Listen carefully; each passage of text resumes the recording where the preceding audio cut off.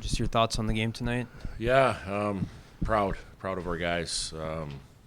We always know how tough it is to win the second game, especially against a really good team in Denver. And just the way we responded, we didn't have the lead tonight; we had to chase it. But man, I'm just proud of the way our guys fell into a rhythm. And what I mean by that is, in the second, they went up 2-1, and you could feel on the bench there was no ambivalence.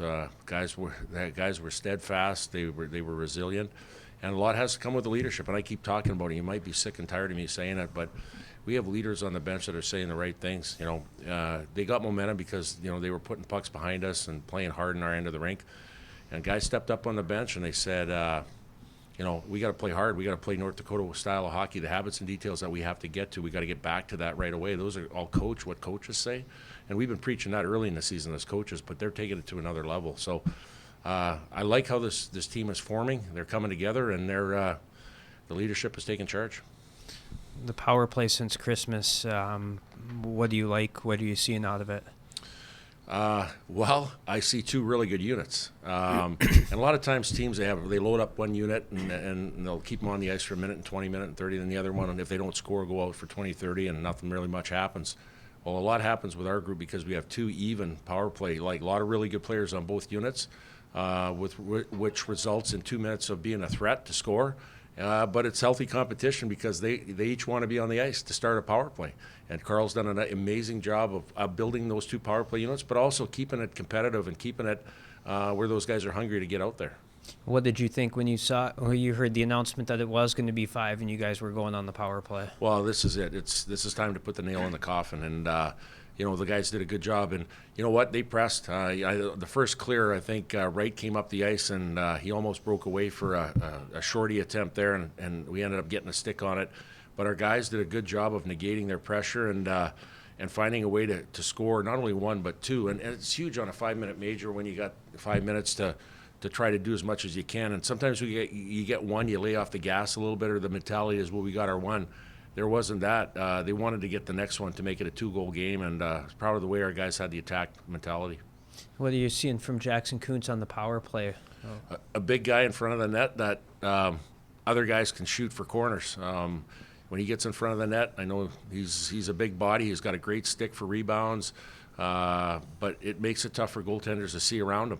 And they got to straighten up in their stance, and when they do that, that leaves a lot of room open on either side of the net. And when you got guys like Reese Gaber and Owen McLaughlin and Jackson Blake and Cameron Berg that are on the flanks, man, they can pick their spot.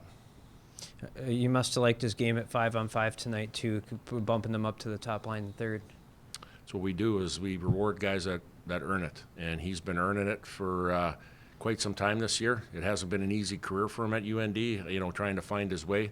He's finding his way right now, and he's playing his best hockey right now. And you got to reward guys like that when they're feeling it and they're doing a great job. And it's nothing against other players when you take them off a line, but you know what? We're here to, reward guys that are going to earn it each and every day. And he's done that in practice and workouts and now on the ice in games.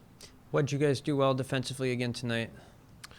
Well, I think, they're a rush team, and I think having guys come back and not be high risk in the offensive zone and in the neutral zone, when you have two guys deep, and you have to have a high third guy, and you have to have them skating back towards your end, but if you have that third guy kind of diving into piles and going north when they're coming this way, that's not a good recipe because they got a good rush team. And so we had really good support from our F3, and I thought our fourth and fifth guy coming back did a good job of just kind of coming back to the house and not giving them anything on the inside the dots.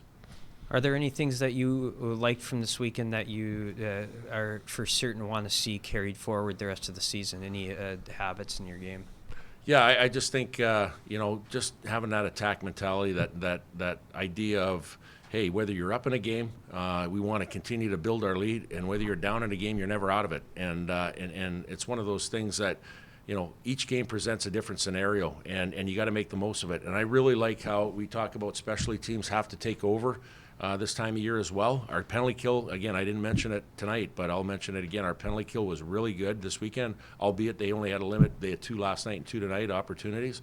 They did a really good job against a skilled team.